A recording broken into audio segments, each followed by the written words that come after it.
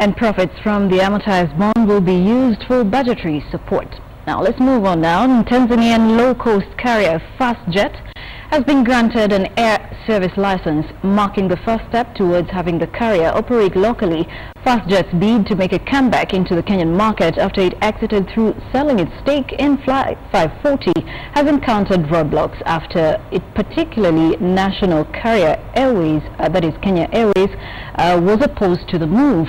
And the protracted battle had at one point seen the Tanzanian Civil Aviation Authority threaten to scale back the number of Kenyan flights allowed into Tanzania.